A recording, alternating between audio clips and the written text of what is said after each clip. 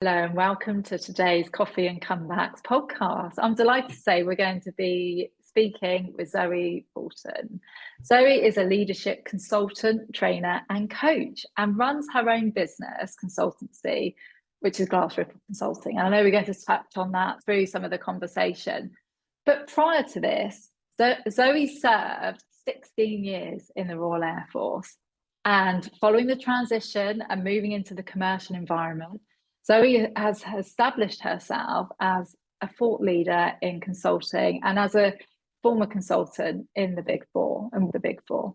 So I'm going to hand over to Zoe, who's just going to give us a bit more of an introduction into ourselves, and so we and the listeners can really understand who you are. So over to you, Zoe. Brilliant. Thank you, Sam. Thank you for having me on. It's a real honour to be on this podcast with you. Hello, everyone. As Sam said, I'm Zoe Poulton. I was in the Royal Air Force for 16 years, quite a broad background, bounced around a number of different jobs, which is brilliant. We'll come on, I'm sure, to talk about how that sort of shaped my career now. Left in October 2020.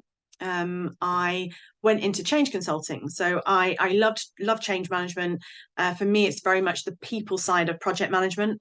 So I really wanted to work with people. That was one thing I was sure of. Went into a company in London, big consulting company, and worked as a change change consultant. And then I went into the Big Four to work in change, leadership and learning. Got to sort of April this year and realised that, the company was great, the work was fine, something was missing. And I started to do a little bit of work on what my values were and understanding what I wanted from life, what my motivations were. Later than coming out, and then thought, hang on a minute, middle of the pandemic, why not just jump from stable employment into the unknown and start my own business? So why not? So I did that in April this year, and so I found myself a few months later. Personally, for me, I live in Surrey with my husband, who's still serving. I live with my husband and my dog Merlin, who's actually sat there. I always mention it to people because he's a Great Dane cross standard poodle. He's huge, and you might see him exit that door. So you'll see this big giant. So I am aware that he's there, just to make sure you're aware if he does decide to exit. But he tends to be my companion when I'm working from home, so he's quite happy.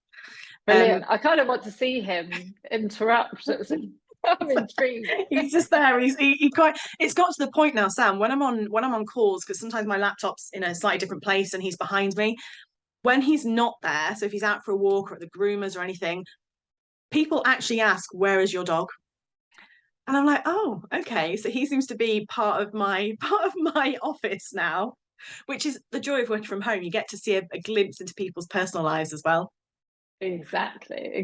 And we want it to be, I was having a conversation with somebody earlier. We were doing a recording this morning. We were talking about how pre-pandemic, if there was a noise, a dog barking or a child walked in, you'd get really stressed about it, go, like shoo them out. And now it's just, that is the norm, isn't it? And we're in this new accepting world of work environment, which is quite interesting.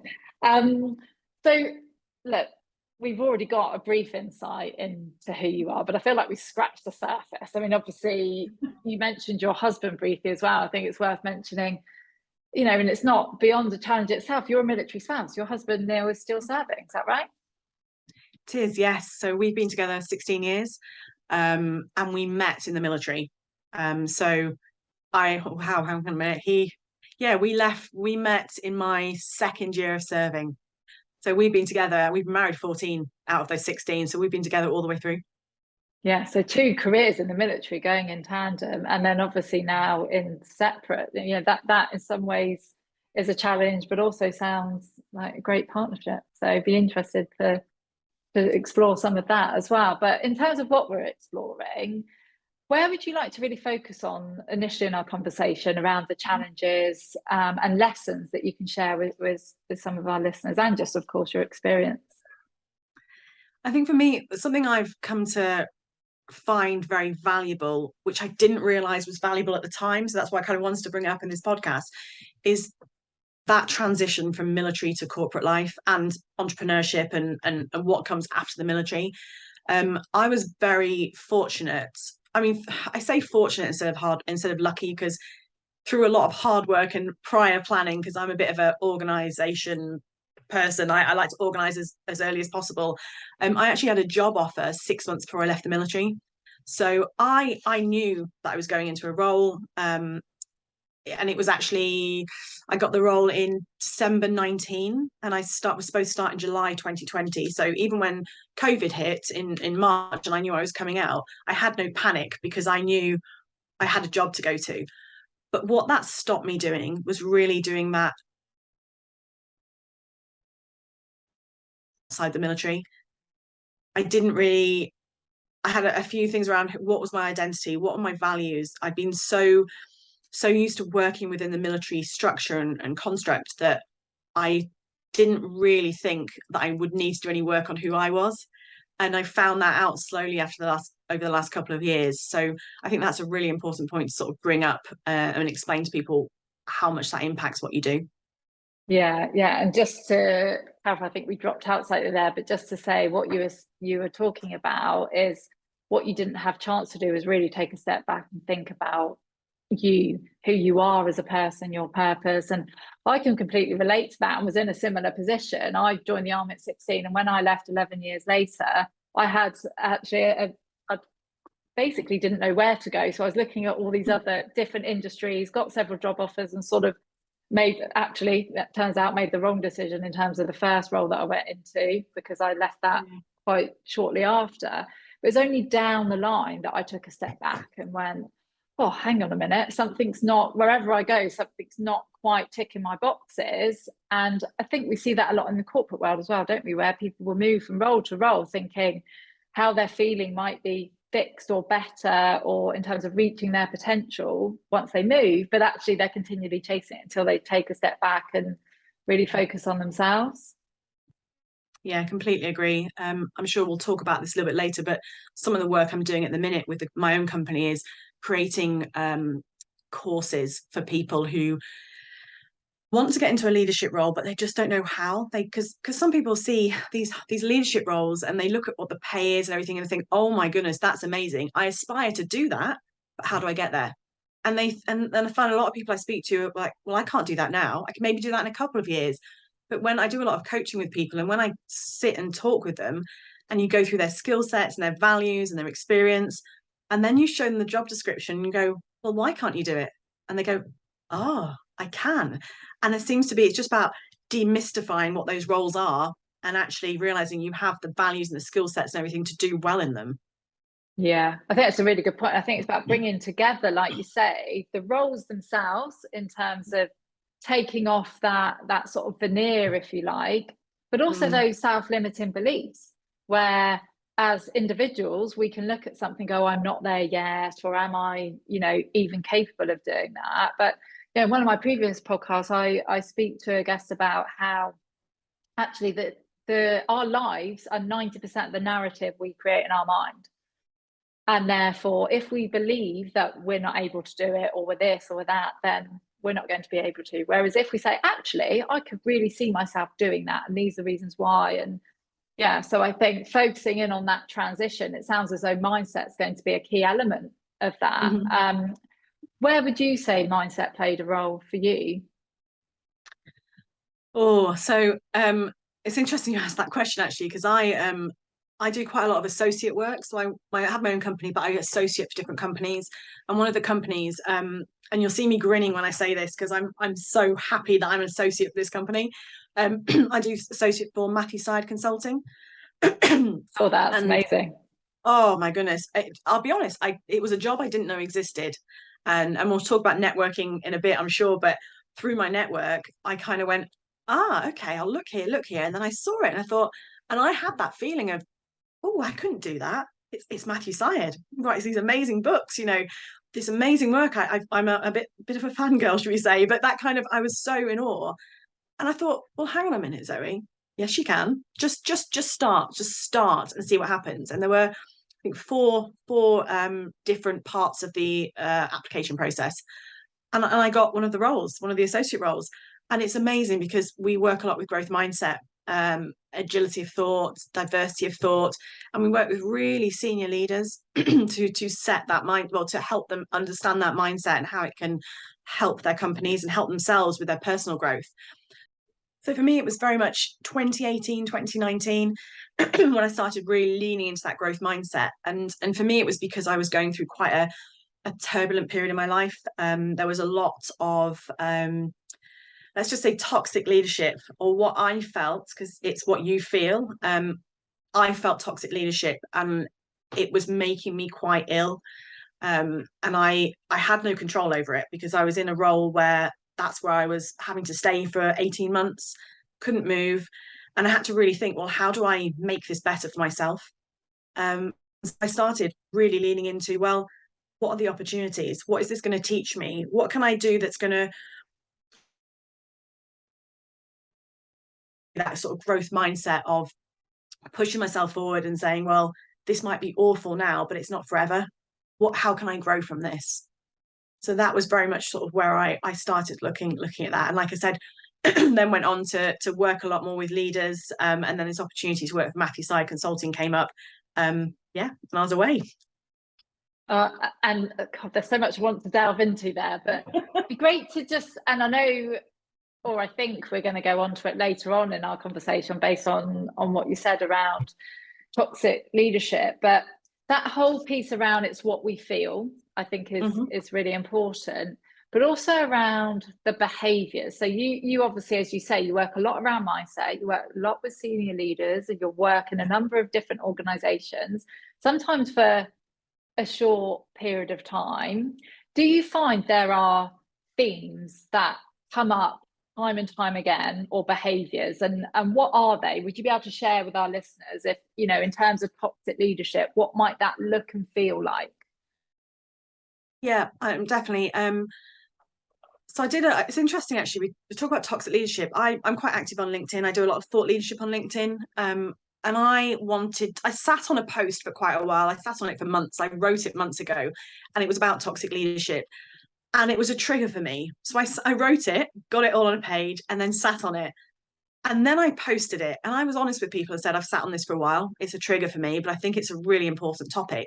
I think we need to talk about the hard things to get them out in the open. And I had so many people reach out to me and say, yes, it's a trigger for me too, but thank you for saying something. And I said to people, I kind of did what I call a whiteboard walkthrough. So it was like a brainstorm on a whiteboard. And I always say to people, if you've got anything to add, please do. And I had about, I think, something like 500 comments. It was so many people going through and adding and saying, and this. And I could look at all of them and go, actually, yes, I've seen that and seen that. I think for me, it was very much the themes I see is moving the goalposts. So one of the things is you get, as an employee, you do what you think you should be doing. You get there and they go, oh no, that's not what I wanted, or actually I wanted X, Y, and Z. And that might not, and I'm not actually saying toxic leadership is all through malice. Sometimes people don't understand they're doing it. And it might be because they don't understand what the goal looks like. So they kind of give you a rough idea of what to do. You go off and do it, you put your heart and soul into it, bring it back, and they go, well, no, that's not what I wanted. And for me, the toxic part of that is them not communicating to you exactly what's required. So it's making you go and do all that hard work, coming back and them saying, that's ridiculous. And it's the way they say it to you, not, oh, I'm really sorry, I probably didn't explain that properly. Let's have another look at it. This is actually what I wanted. Or, oh, thank you, Zoe, but so it could be that they say, that's not what I wanted. Or it could be they say, well, Zoe, thank you for all that hard work, but things have changed since I set that task, and now this is what I require. It hasn't changed the fact you've done the work, you've done all that hard work, but it's the way it's presented to you. You've done the work, thank you. Now let's work together because it's slightly different.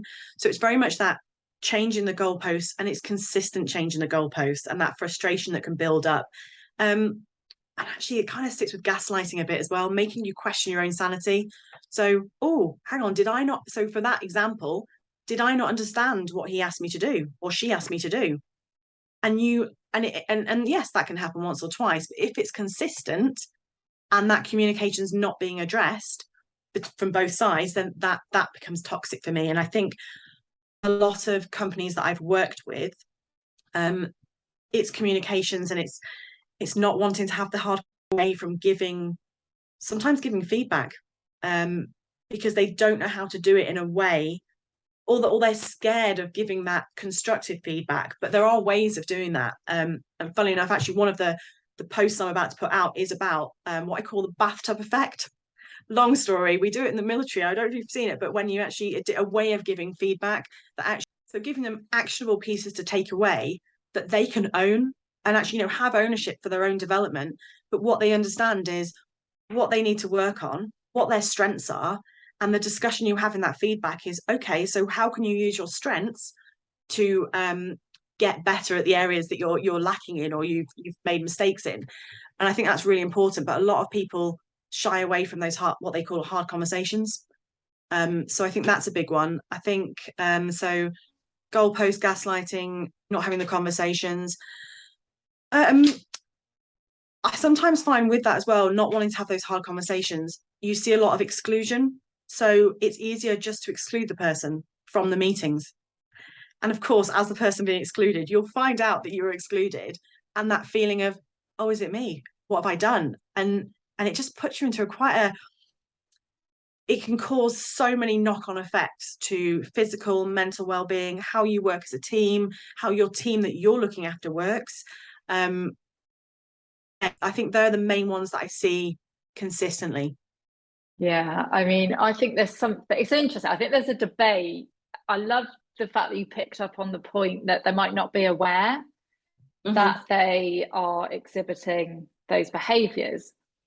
But I'm part of the way I look at it is, if you're not aware that you're exhibiting those behaviours, then you're probably lacking in self-awareness and emotional intelligence, and therefore empathy. And those, for me, and I think more and more research demonstrates this as well, and I'm sure you'll know more about this than I do in the space that you're currently working in, is that to be an effective leader, you need all of those things. And if you're not self-aware enough to be able to deliver effective, valuable feedback, that means, okay, it might be a difficult conversation, but you're aware of how it might come across, and you're aware of setting the right environment, and you're aware of creating.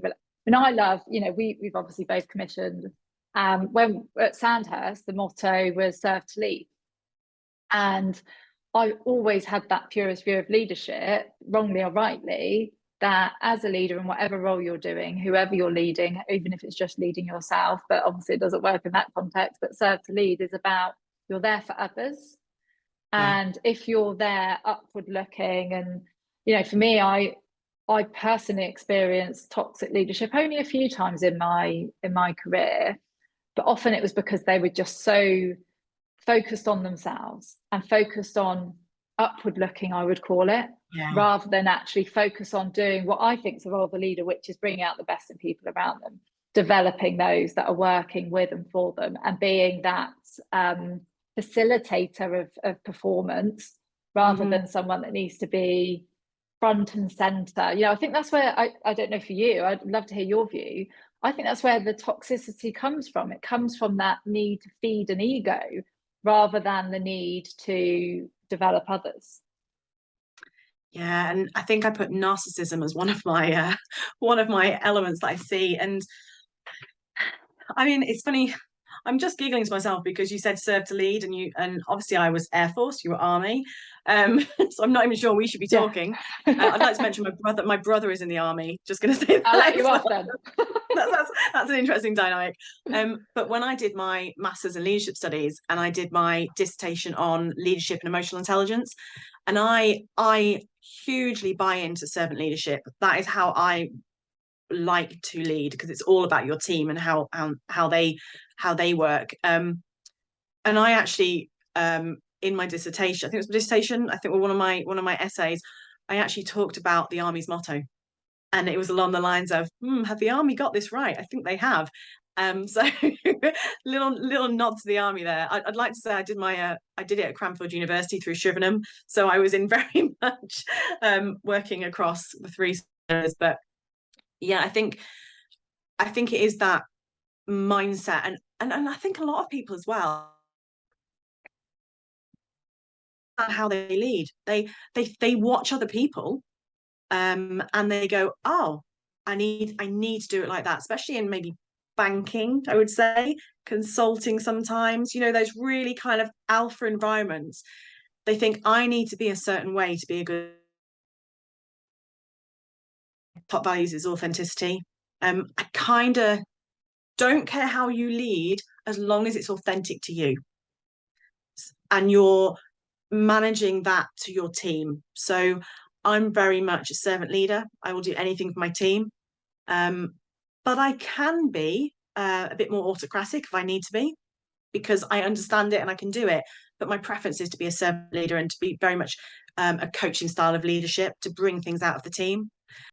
I love the fact that you talk about coaching. In fact, when I was writing down your notes around behaviours, the positive side of me thought about two things. One, the antithesis of that is actually a coaching style of leadership, or just a coaching approach to what they do, but also receiving some coaching to help create that self-awareness and help to almost a bit of cognitive behavioral therapy. I talk through the situations and, okay, well, how do you think they might have taken that, or how did you deliver that message, and how could you do it differently next time? What's your view on coaching and leadership and how it can expose the good and bad behaviors? I'd love to go into that before we go back to your biggest challenges.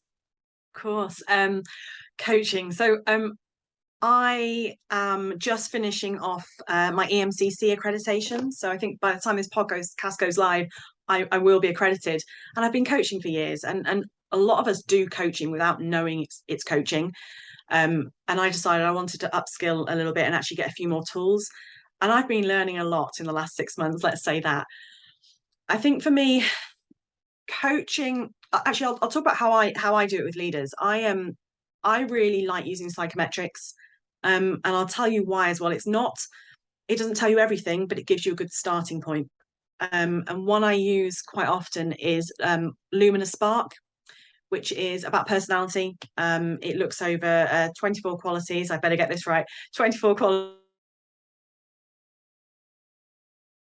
So it looks at your underlying, which I say is, you at home in your pajamas. Who are you at the core? It looks at your everyday, which is how do you work on an everyday basis with people? How do you interact? What's your preferences? And it's about preference.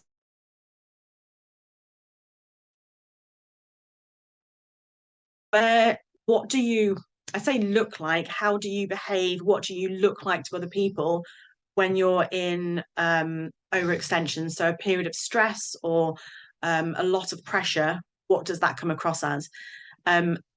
And the report that comes through, it's like 42 pages. There's absolutely loads of information in colour, so really easy to look at. A blob, as I call it. It comes out in the blob.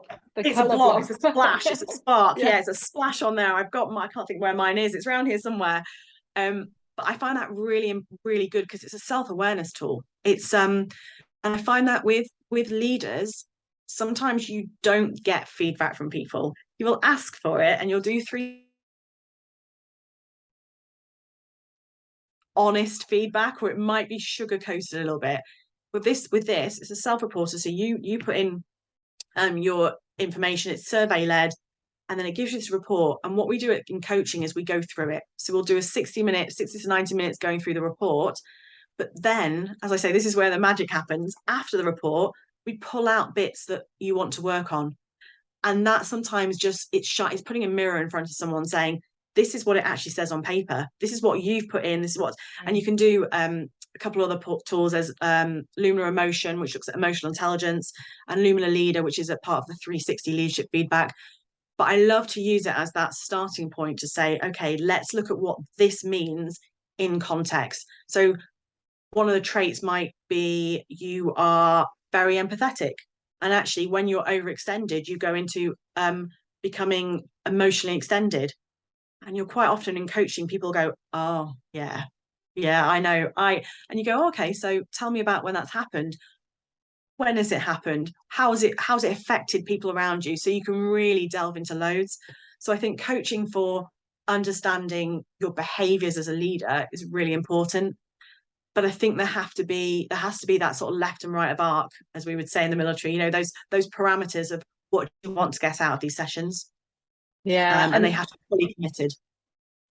Absolutely. And I think there's also something for me about, yes, there's a self-awareness, but it's how the tool can be used widely within a team and an organization. So when, I've used Luminous Spark, Insights, Hogan, 360, Belbin, I'm sure we've done so many of them, either led them as practitioners or been the subject of them or both, or whatever it might be. And one part of me loves them because we all love picking out, yeah, that's me, that's not me, or oh, really? Does that, we're all the same, aren't we?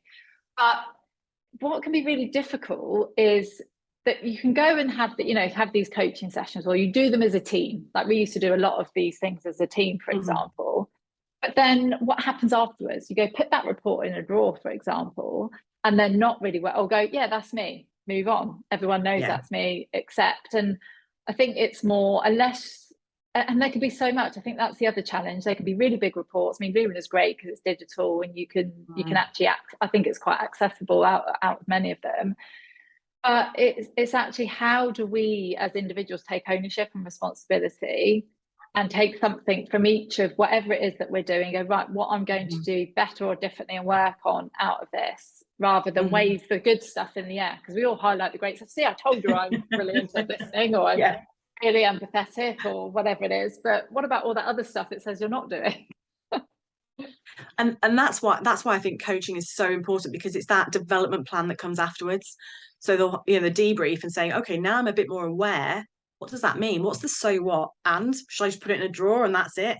And that's where I think the commitment, you really have to have that commitment from the stakeholders to say, oh, that's what it's shown us. Now, how do we work on it?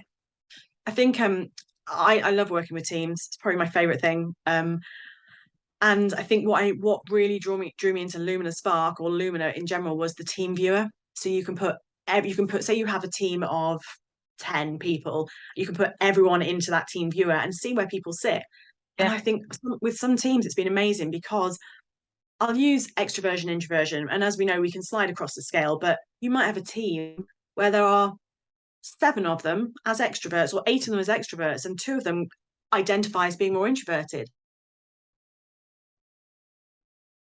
Didn't realize that, but that's because when they are discussing stuff and they are talking to each other and they're in there and they're chatting away, they may not notice the 2 more introverted people, because they are quieter, or they're just listening and they're thinking a bit more. But when you call it out in a team environment like that, they go, oh, and then you start that team coaching around, well, what does that mean? Now it's time for our coffee break, and we're going to just learn a little bit more about you as a person, Zoe, if that's okay. And I always love to start with what seems to be one of the hardest questions, which is, what is your favourite film? Yes, this is a hard one, and I'll be honest. So every time someone says to me, what's your favourite film? What's your favourite book? What's your favourite experience? I love films. This is why it's so hard. I love films. I don't listen to music very often, but on the running machine, I'll watch a film.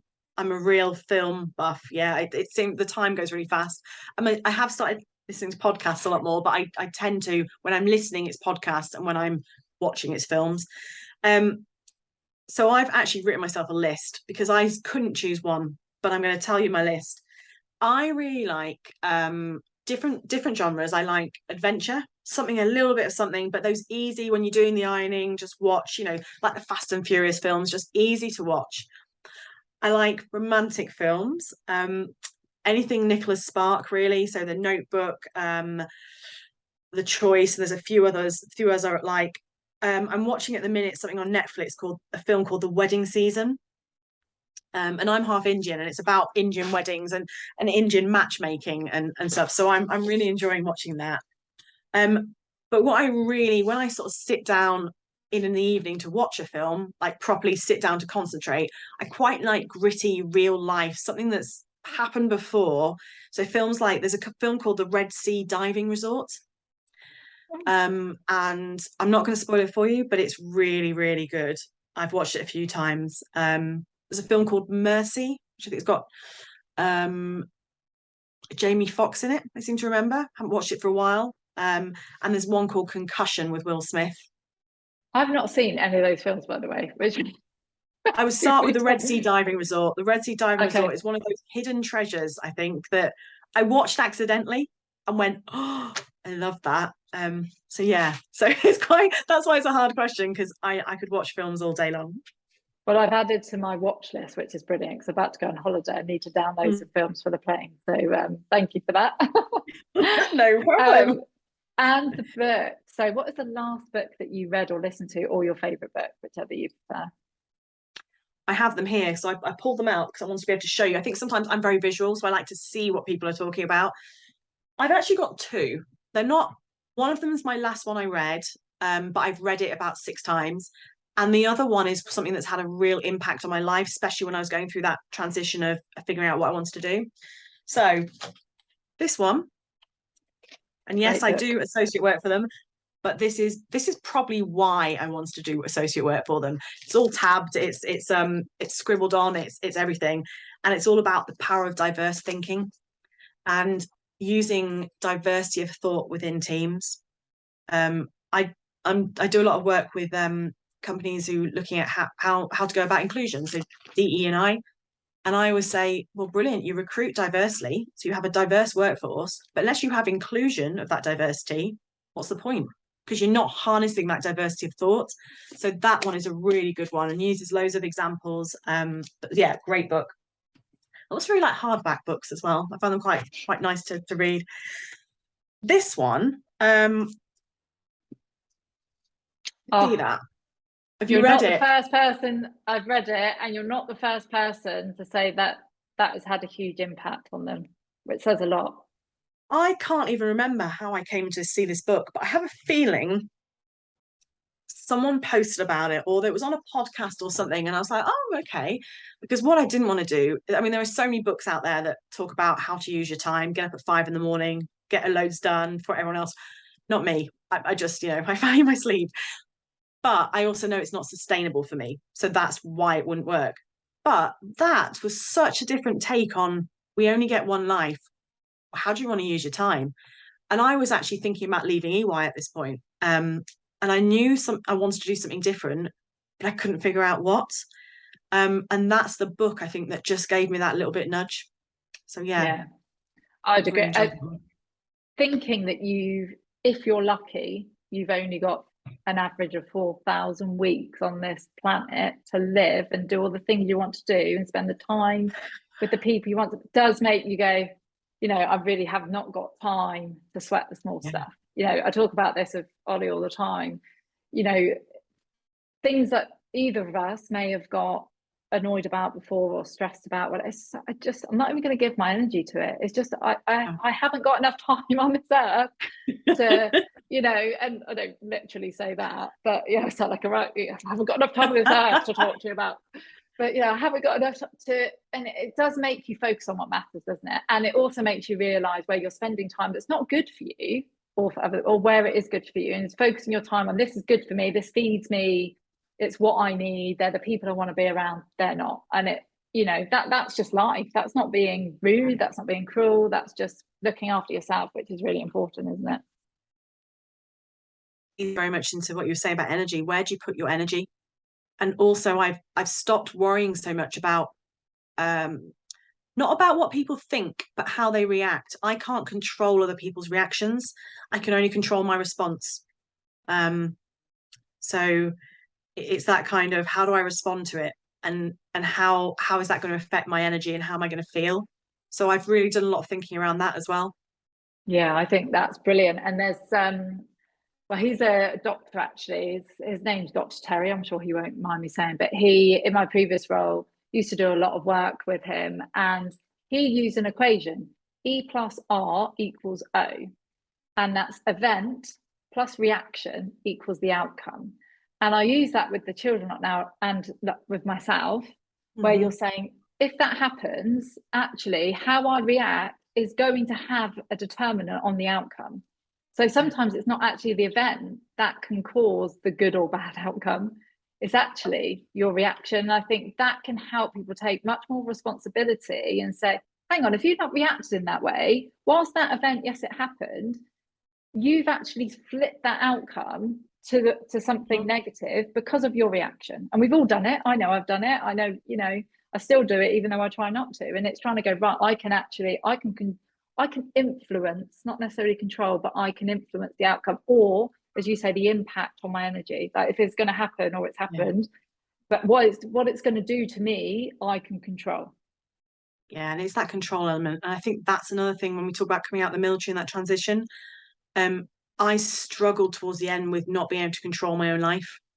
And it's been really nice coming out and having that control, but it opens up all these options. And like you said, if there's so many options, it's that panic of, oh, which way do I go? And then having that calming presence of going, well, what are my values? What can I control? What can I understand about myself? So yeah, all links, definitely.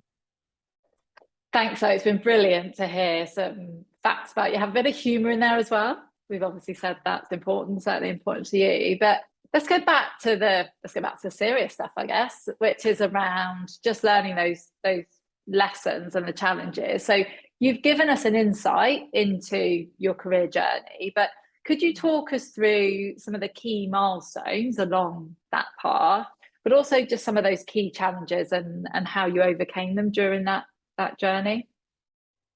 Yeah. Did you want me to talk about my journey within the military or post-military? What would be best?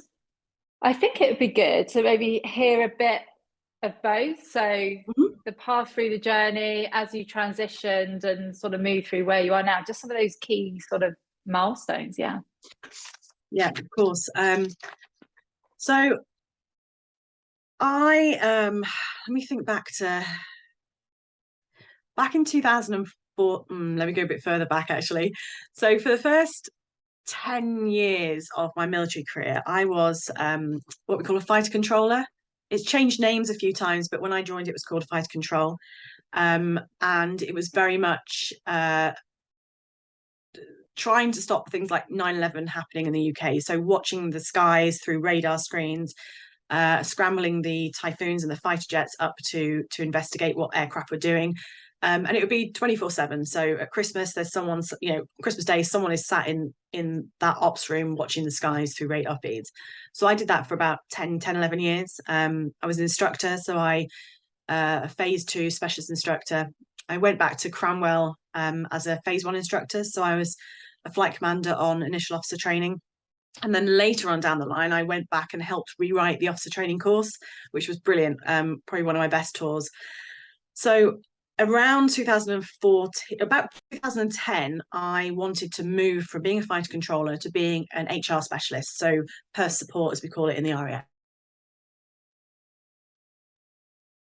Without going too much into it, there was a lot of resistance to change. Anyone changing from what they had been selected to do. Whether you're able to do it or not was a different story. But that for me in 2010, so I'd been in 6 years, that for me was like, oh, hang on a minute. There's just this seed of I haven't got any control over my life. And don't get me wrong, you join the military knowing that you're going to be sent here, sent there, short notice, and that's absolutely fine. But I think that's when I just started thinking, and I'm just thinking age-wise, I was probably hitting around 30 at the time, 32. So I was just sort of understanding myself a bit more and going, oh, okay. So that really started, I think, that seed in my head, thinking, oh, this could be a challenge for me, this lack of control. Then in 2014, I started my master's in leadership studies through Cranfield, and it was an executive master's. So it was 3 years long, and it was full on for 3 years. My dissertation was a full year of that. And don't get me wrong, I loved it, absolutely loved it, loved the subject, loved the team, thought the instructors were amazing. But then I came back into the military environment. So I did all this work on academics and leadership and came back into the military environment and went, something doesn't work for me anymore, because it's almost like I'd opened the door to, how do I say this politely, how things should be done in an ideal world. And I agreed with a lot of it. And then I came back into the environment I was in at the time and went, well, don't get me wrong, we do the best with what we've got. I know we do. There's some really good people out there, but there were also some things that weren't so great. And it was that control again. I couldn't change them. I couldn't take myself out of an environment. And then I got to 2000, let's say late 2017, 18-ish, without giving away what the job I was in. And I was in a job where I had quite a lot of toxic leadership up the chain. And from what I'd obviously just come out of my master's and learned all about, to go into this role, and it was a really I was in HR at this time, it was a people-centric role. And I could not believe some of the toxic behaviours, and a lot of that experience has gone into my LinkedIn posts from what I've seen. And they're all real things that I felt myself. And that was a real challenge for me, because I thought, I can't do anything about this. This toxic environment I find myself in doesn't work for me. So I took my 16-year contractual pension age, took that, came out. Then I went into the civilian world, and like I said, went straight into consulting, absolutely fine, but saw some of the same traits, because we have these rose-tinted glasses, don't we? And I talk about the grass being greener and stuff, and I know it's not greener. And if it's greener, it's because you've watered it, you've done the work. Toxicity and some toxic traits in certain leadership areas in different companies would be quite vague. And I just thought, can we do anything about that? I say we, I mean the greater we. Is there a way of knocking out toxicity? I think the answer is no, by the way. I don't think we can knock it out completely. There's too many variables. There's people. But I think, exactly. There's so many people as well. And different environments, different industries are different. But I thought, well, hang on a minute. I want to try and do something to make people's lives better. I'm very human-centered. I'm very empathetic, to the point where I do get emotionally stretched. I know that I am. That's something I've worked on, about putting myself first sometimes instead of other people. But we talked about serve to lead. That servant leadership. That is what I try and display in my own leadership. So I really started thinking about, well, what do I want to do? And those challenges that I'd seen in the military and also in the corporate world when I came out, that's what kind of drove me to open the company and get where I am now. Yeah. And what would you say then along that journey has been your greatest achievement? Because there's a lot in there. And wow, by the way, there's a couple of things that sprang to mind when you started to tell me about your role. I mean, what a important, fulfilling, I can imagine really intellectually but also emotionally quite challenging role. It's just my thoughts. It may have not, but in terms of the weight of what you're doing and the intensity and the alertness and the all of those things are so, must have been so real for you in that time. I was thinking, I've got to share this because it's my all-time favorite film now. I'm sorry, it's gone straight to the top. It's Maverick. It's absolutely amazing. I've never been to the cinema ever to watch a film twice, and I saw it twice in the same week. And some of the stuff I loved about it, I think I did a post on LinkedIn actually, but there's so many lessons that literally the high performance stuff in that, even, and I can't believe I'm quite saying this out loud to anybody that's listening, but I mean, even Tom Cruise as a producer and an actor, in terms of the concept of it and what they've achieved with that. But I thought it just highlighted so many amazing sort of lessons that anybody can take from it. And also, obviously, an amazing film from our era. Oh, I loved it. I did also watch it twice, by the way. Yeah, not in the same week though. We're more connected than we thought. But yeah, so I've got off track there, but. Achievements, I know there'll be loads, but would you be able to pinpoint one of your greatest achievements along that path? Yes, and I thought a lot about this because, and this comes back to that: what does success mean to you, doesn't it? And what does society's expectations, what are your family's expectations, and actually what do you want? And it once again links back to your values and your motivations and all that. For me, it was the personal transformation. I'm really proud that I'm standing on my own 2 feet. It's the only way I can think of explaining it. Something I haven't mentioned, which I'm very open about, and I think it's important to be open about things like this. Diagnosed with having depression, and they called it reactive depression. So something that triggered me, that environment triggered my depression. I was put on medication, which I'm more than comfortable with explaining to people, because I think it's really important to understand what toxic leadership can do to people and those long-term effects it can have on people's health, really. So for me, when I think about achievements, and I talked about before about that balance, how I am now, my mum saying, oh, you're so much happier, and feeling that balance. So I'm really, my greatest achievement is finding that balance and understanding what I can and can't control, creating that growth mindset to, and it's not about being overly positive or overly optimistic. It's just seeing the opportunities that come from some environments like that you can move forward with, and learning from them. So that's my biggest achievement, sort of getting through that period of my life in one piece, and actually being able to be open and share it, because there was a time where I couldn't do that either, and I'd be in tears. But I think it's important. Before I got my job at EY, I didn't know anyone at EY. I had no idea. I knew it was a company that I would potentially like to work for, because I looked at the work and I thought, oh, this looks amazing, loads of good opportunities, loads of impressive work. And I spoke to my brother, and I literally said to him, oh, he said, how's Zoe, how's my life, and chatting away. And I said, I'm really thinking about moving, and this is why, etc. So I'm looking at EY. And he went, oh, have you spoken to? And he gave me like 3 of his friends and he said, oh, this person you've actually met. So I was like, oh. So I reached out to her. We had a conversation. She ended up referring me. And that all came from being, and that's another thing, be open with people about what you're looking for. So I spoke to it with my brother, but I was saying to him, oh, I'm looking at this, but I'm not sure where to go. Because people are not mind readers. And this is the thing with the networking. People say, oh, so what are you looking at the minute? Be honest with them and say, I'm really trying to get into this area of work. And they went, oh, have you looked at this network, or have you joined this network, or this podcast, or, oh, I've got someone I need you to. There's loads of things, but it's just having that conversation with people.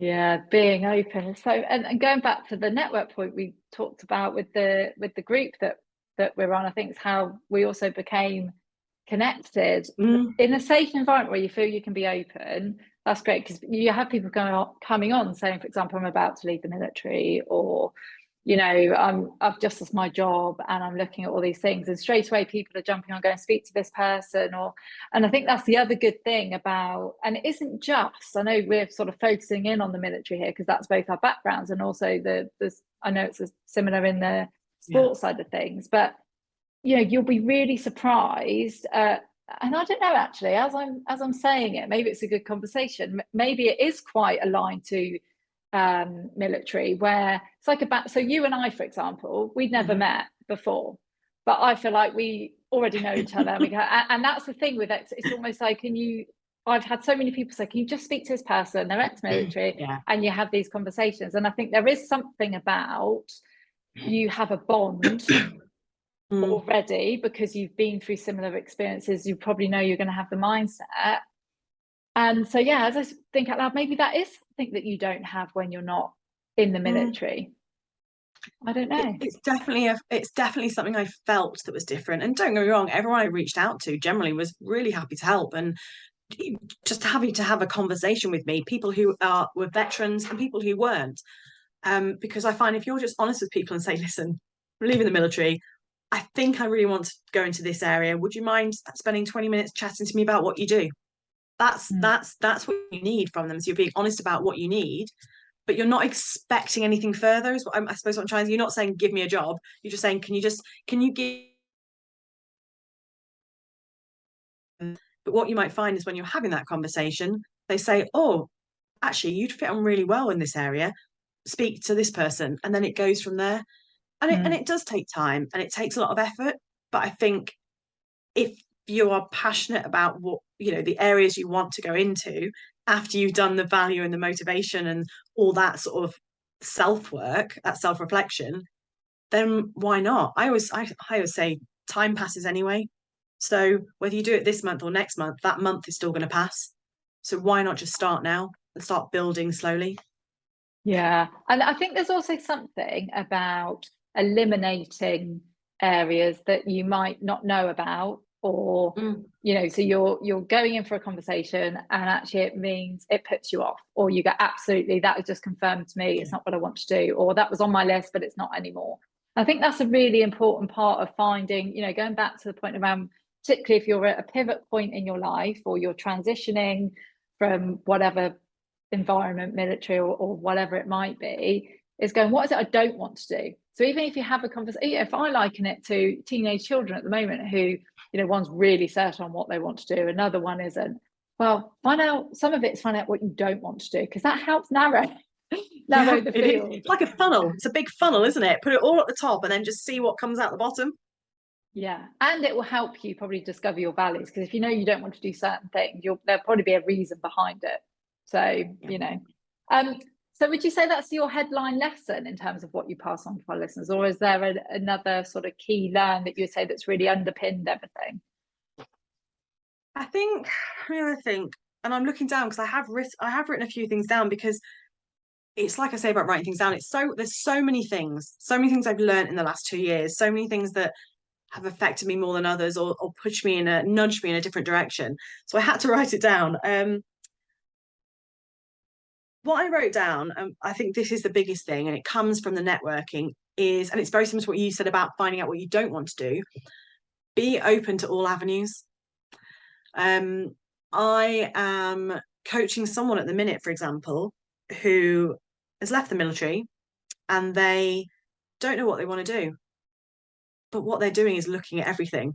And by looking at everything, they've gone, I don't want that, I don't want that. And there's something that's come in a bit left field, and they've gone, oh, actually, I've never thought of that before. That might interest me. And they're going away to look at more.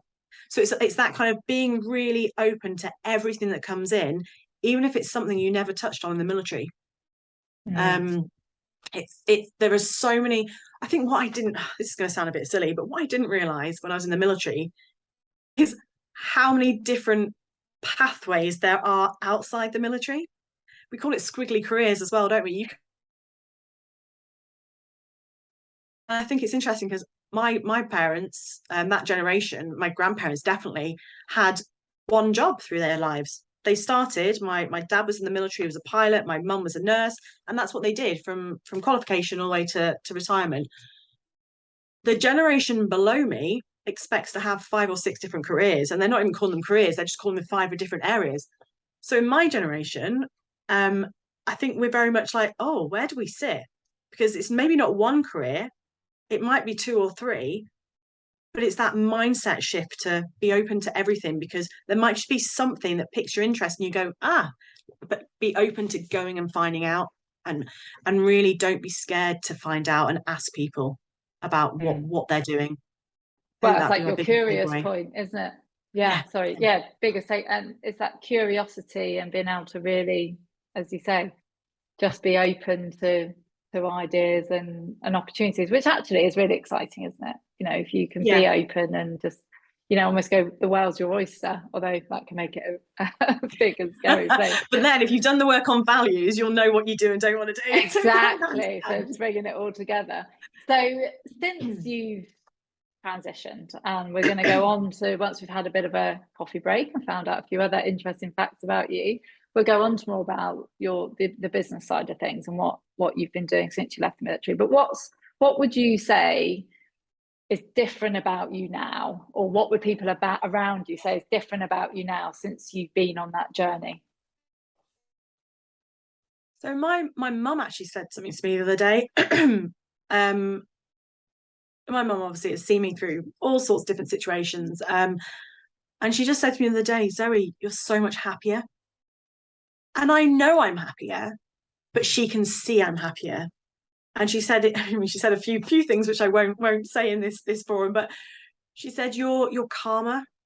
So I'm not as frantic because I'm not worried all the time.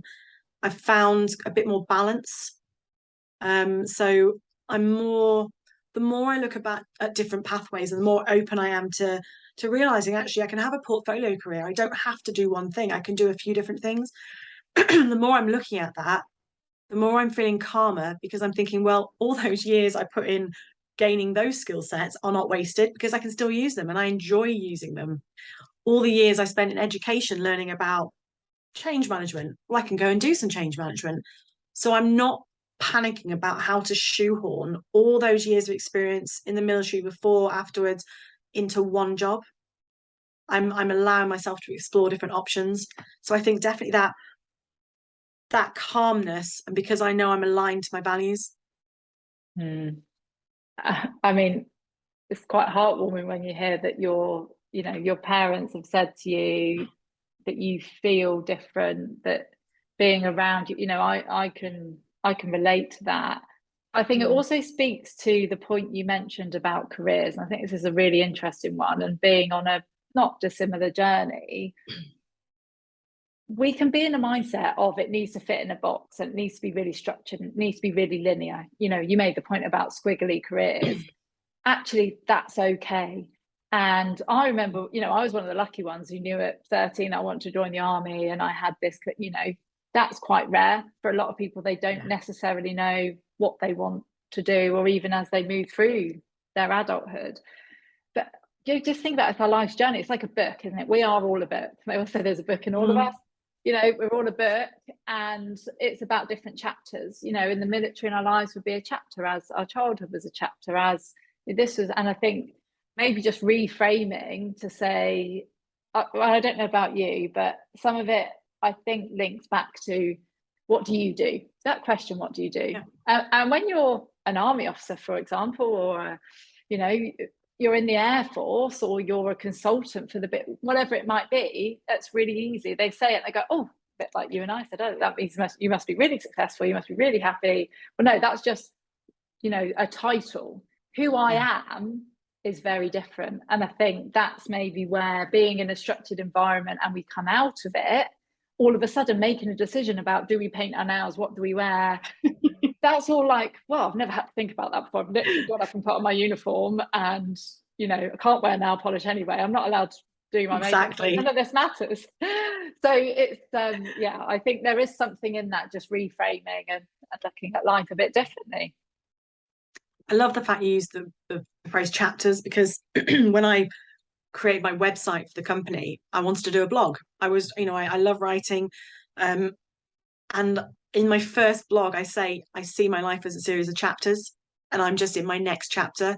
And I've actually called my blogs chapter 1 to 4, so I've gone through different chapters of my life. So chapter 1 was that young years, how it shaped me. Chapter 2, chapter 3, chapter 4 is now post-military, but 2 and 3 were very much about the military and the values and what I brought up with me, my soft skills that I brought, my learnings, everything from the military. So I love the fact that I'm first person I've met actually that read your blog. Chapters. But they are chapters, aren't they? And I think that's a really nice way of thinking, well, what did I learn from that chapter? And like you say in a book, chapters are not closed, because you can go back and forth in a book, but you learn another book. Yeah. The only thing you can't do is go to the end and see how it ends, like you can in a book. That is true. That is very true. But that's part of the beauty of it, I guess. Yeah. Forward and really think about where you can be going to from where you are now, and it sounds as though whilst you had that difficult period in your life, that potentially some of those lessons that you'd had and those positive experiences and all the great achievements you'd had leading up to that, really you were able to apply them in that period. Did you feel that? And is there anything you could put your finger on in terms of how you drew them into that experience? Yeah, I think when I was going through my last couple of years in the military, I very much started to create that growth mindset. And I really had to it's hard, isn't it? Because I knew that I was coming to the end of my military career. Not because I couldn't have carried on. I actually got randomly, I got promoted or offered promotion about 6 months before I left.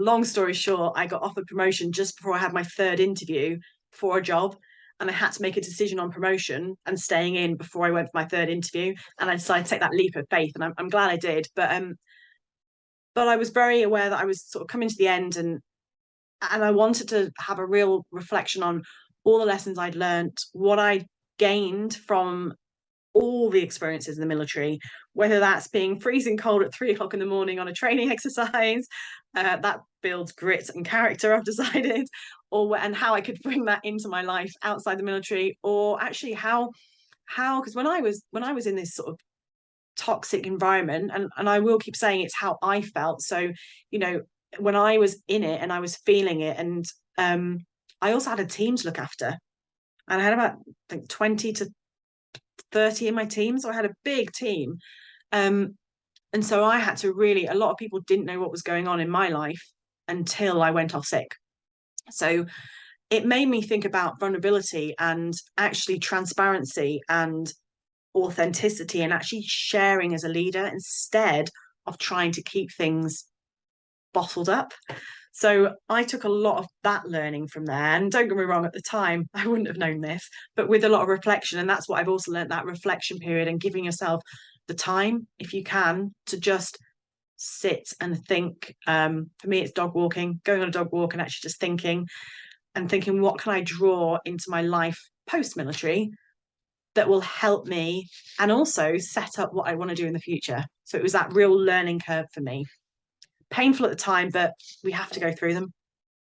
Yeah, and it goes back to the whole resilience muscle piece, where you become more resilient, you become stronger as you move through, inevitably, whatever that looks like. And we talked about stories, we talked about chapters. There will be chapters, no doubt, in everyone's lives that have been really difficult. And I remember I was going through the grief of losing my first son, and somebody else, I can't remember exactly what it was, but they had something else challenging. They're like, oh, but it's nothing like what you went through, for example. It's like, but you can't, when something's difficult and tragic, it's difficult and tragic. It's like, it's not a comparison. You can't go, that's worse, that's better. For that person, that is life-changing. It's tragic. It's one of the hardest things I ever have to go through.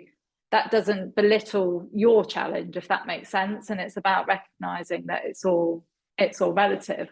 But from that, so you've spoken about how you then transitioned and you worked in a number of organizations and different teams. But what you're doing now, you spoke about your posting. I love your posts, by the way. I'm going to read your blogs because they sound fascinating, and hopefully others listening will want to as well. I'm sure they will. What's next? What is Glass Ripple? Could you just explain to us where I think we're getting an idea of where the purpose has come from within, how it's been born, but what does the future look like for you? Yeah.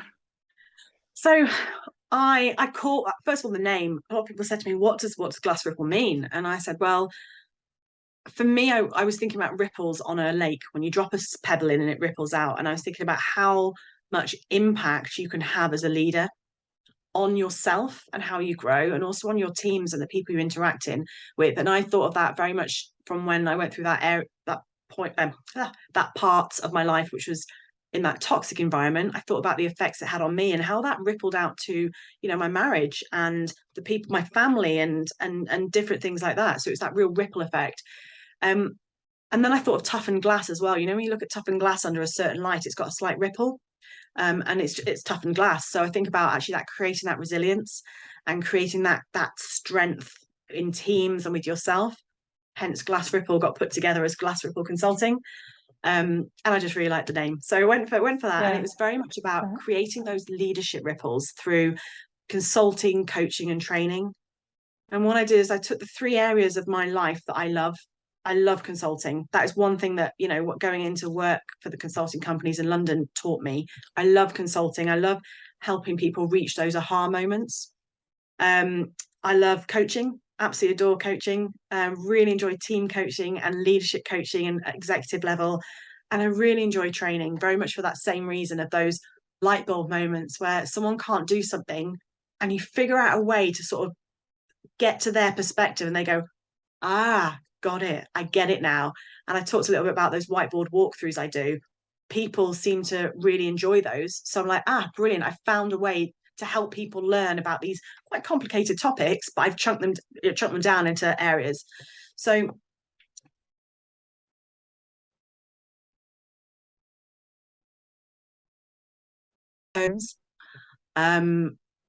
but also to give leaders that support. So understand a lot of it goes back to values, who they are, and who do they want to be as a leader, and then how do they create that authenticity in their leadership to then start building that trust in their teams and start creating that psychological safety. which then of course allows that diversity of thought, which leads to innovation and so on and so on, and then it helps the business. So it came from a very human-centered approach of how do I help the people, which will then help the business. What I'm doing as well, it at the minute it's just me. Glass Ripple Consulting is just me. I have plans to expand it. There are plans afoot on how I do that. So at the minute I do a lot of associate work as well. I always say I work for, do a lot for Matthew Sy Consulting, which I love. I do some assessment associate work for Holt EF, their executive education. And also I'm doing some interim work as an interim people director at the minute, which is fascinating for a company that's scaling. So there's lots going on there. And this really works for me at the minute because I wanted that portfolio career, because I'm getting to go into other companies in different ways with Matthew Sy Consulting, the growth mindset aspect and that diversity of thought, working with senior leaders and helping create those ripples there. With my interim work as people director, I'm looking after a team and helping them do some change management, pushing through and actually change leadership, which creates those ripples as well. And then literally about a month ago, I started thinking, oh, what else can I do? For me, it's about the impact. How can I take the lessons I've learned and how can I help others and create that impact? And sometimes I think, oh, what do I wish there was when I left? So I get that feeling as well. And I've recently, and I say recently because it's very, very new and it's still in design at the minute. I've got a bit of a subsection called Glass Ripple Leadership. The company is still Glass Ripple Consulting, but my Instagram handle is Glass Ripple Leadership 2022. Because I think somehow Glass Ripple Leadership was taken, which is slightly worrying. But I want to create courses and retreats, and I wanted them to be really aimed at people who aspire to have a leadership role.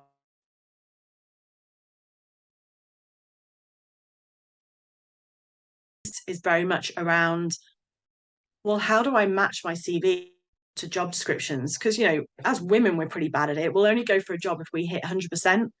Men are more the 60%, but I want people to go, well, here's, do that values work with me. Let's look at your values. Let's look at your skill sets. Let's look at what you want from life. Life is huge. What do you actually want? How do you want it to look? What do you want the balance to be? All that. Okay, so what are your skill sets? Let's build your CV. Let's make sure it's the right language. It's like when we come out of the military, we do a lot of we instead of I. That's a big thing for us. Little language tweaks, looking at how they match it with the job description. So really working on that and then going, well, okay, what's the cover letter look like? Now, how do you prepare for an interview in a leadership role? What are leadership roles looking for and it might be that people are just taking that step up. What does your company leadership look like if you're going internal? I've actually got a guest speaker.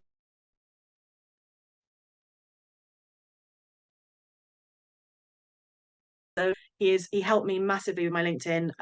He's going to be one of my guest speakers to come in and how do you optimize your LinkedIn profile. We talk through presentations. We talk through so much stuff, and it's very much a mix of one-on-one group sessions, office hours where I've got my office door is open for people. And it's a 6-week course. And by the end of it, people should have their CV matched to job descriptions, the confidence to go, sorry, that's my dog. He is moving. Hello, Merlin. Oh, had to be. The confidence to go into interviews and know what type of interview questions, not only what are they going to be asked, but when we think about toxic leadership, and I've done an article about what do you ask as an interviewee? How do you get to understand what the culture's like in that company? So we really talk about what you ask as well. So we do all that kind of work. And then what I want to do in the future. So that course goes live 9th of October. I say with a question mark. It is 9th of October and it will run for 6 weeks. So it will be on my Instagram coming soon. And then after that, I really want to start opening retreats, and they'll be UK based mostly. We'll see. I have high hopes for some exotic retreats, but it's all about bringing that community together. So for example, a 2-night retreat where you do a couple of masterclasses, and this would be for people who are in leadership roles and the masterclasses. So the first retreat could be masterclasses on how do you lead through change, and